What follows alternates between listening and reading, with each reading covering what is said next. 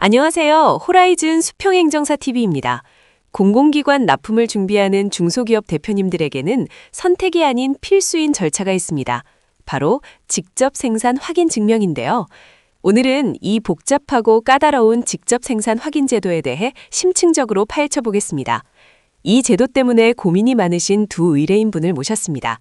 의뢰인 1님, 의뢰인 2님 반갑습니다. 네, 안녕하세요. 저희 회사는 이번에 처음으로 공공조달 시장에 진출하려고 하는데 이 직접 생산 확인이라는 게 너무 복잡해서요. 대체 이게 정확히 무엇이고 왜 필요한 건지부터 막막합니다. 저도 마찬가지예요. 특히 저희처럼 공장 규모가 크지 않은 소기업의 경우 인력이나 시설 기준을 맞추는 게 현실적으로 가능한가 하는 걱정이 앞섭니다. 기준이 너무 엄격하다고 들었거든요. 두 분의 고민 충분히 공감합니다. 직접 생산 확인 제도란 간단히 말해 공공기관이 중소기업자 간 경쟁 제품에 대해 계약을 체결할 때 해당 중소기업이 실제로 그 제품을 직접 생산하는지 확인하도록 의무화하는 제도입니다. 이는 공정성을 확보하고 무자격 업체의 납품을 막기 위함이죠. 이 확인을 받으려면 먼저 구매 정보망에 기업 정보, 생산 공장 정보, 신청 제품 정보를 등록해야 하는 사전 조치가 필요합니다. 그 이후에야 본격적인 진행 절차가 시작되죠. 진행 절차는 어떻게 되나요? 서류 접수만 하면 끝나는 건 아닐 것 같아요. 맞습니다. 단계가 명확합니다. 먼저 중소기업이 신청 및 서류를 제출하면 한국중소벤처기업유통원 K마스에서 실태조사원 배정과 서류 검토가 이루어집니다. 이후 수수료를 납부하고 조사원이 업체에 직접 방문해 실태조사를 실시하게 됩니다. 실태조사가 필요 없는 제품은 신청부터 승인까지 약 22일 정도 걸리고 실태조사가 필요한 제품은 5일의 배정 및 수납기간, 3일의 실태조사, 그리고 심사기간까지 합쳐 총 한 달 가까이 소요될 수 있습니다. 시간 계획을 잘 세우셔야 해요. 수수료도 궁금합니다. 저희처럼 여러 제품을 신청해야 하는 경우 제품 개수만큼 수수료가 드는 건가요? 아주 좋은 질문입니다. 수수료는 신청 번호별로 부과되는 기본 수수료가 있지만 제품 구분의 기준이 중요합니다. 예를 들어 심군, 교재, 서적을 신청해도 이 네 가지 모두 인쇄몰이라는 중소기업자 간 경쟁 제품의 세부 분류에 포함된다면 신청 제품 개수는 한 개로 간주됩니다. 물론 실태조사 생략 제품은 위와 무관하게 개수당 5만 원이 부과됩니다. 또한 소기업, 소상공인, 그리고 간주 중소기업이 창업 후 최초로 신청하는 경우에는 수수료가 전액 면제된다는 점도 꼭 기억하세요. 간주 중소기업이란 비영리 단체 중 관련 법령에 따라 중소기업으로 간주되는 단체를 말합니다. 그럼 이제 가장 중요한 생산 공장 기준에 대해 여쭤볼게요. 저희는 공장 면적이 500제곱미터 미만인 소기업인데 공장 등록을 꼭 해야 하나요? 이 부분이 소기업들에게 가장 큰 혜택이자 혼란스러운 부분입니다. 공장 면적이 500제곱미터 미만인 소기업이 공장 미등록 상태인 경우 건축물관리대장상 용도가 공장 용도 또는 제1종, 제2종 근린생활시설 용도로 기재되어 있다면 사업자 등록증 벤으로 공장 등록증을 가림할 수 있습니다. 현장 확인을 통해 제조업소 여부를 확인합니다. 다만 공장을 임차한 경우 동일 장소에 타인과 동시에 공장으로 사용할 수 없으며 동일 소재지에 복수의 공장이 있다면 각각 격벽으로 분리되고 출입구가 독립적이어야 합니다. 생산시설이나 인력 기준은 어떤가요?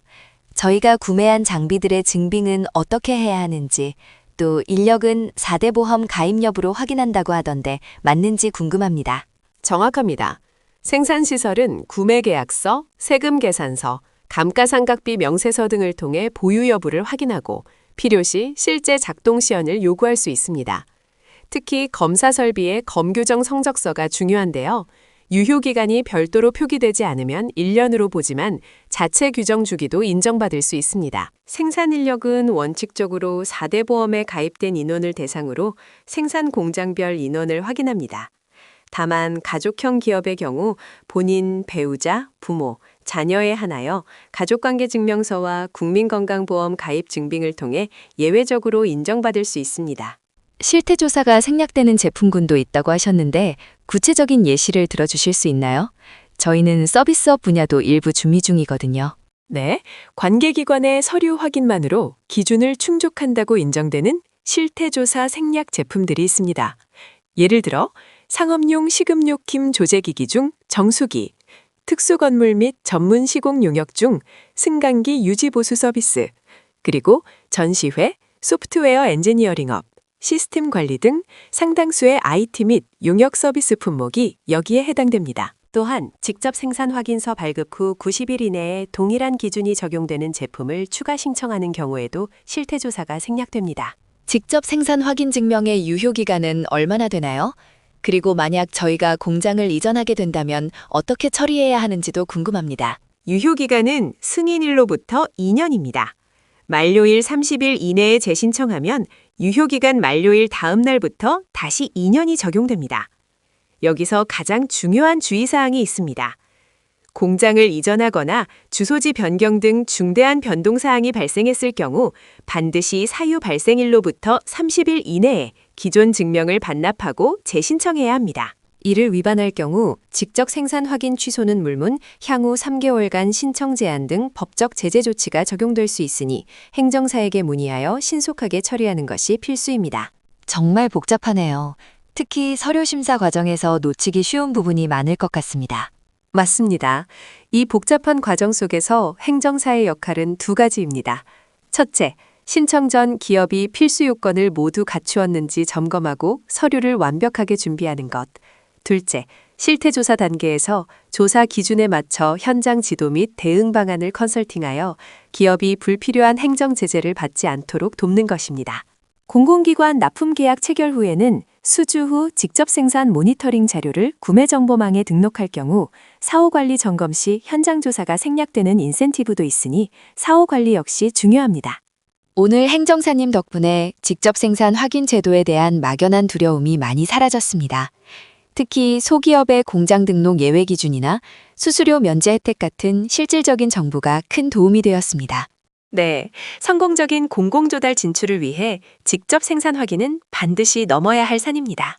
행정기관 인허가 전문인 저희 수평행정사TV가 함께하겠습니다. 오늘 다룬 내용 외에 더 궁금한 점이 있다면 언제든지 문의 주십시오. 오늘 준비한 내용은 여기까지입니다. 다음에도 유익하고 심층적인 정보로 찾아뵙겠습니다. 구독과 좋아요는 큰 힘이 됩니다. 시청해주셔서 감사합니다.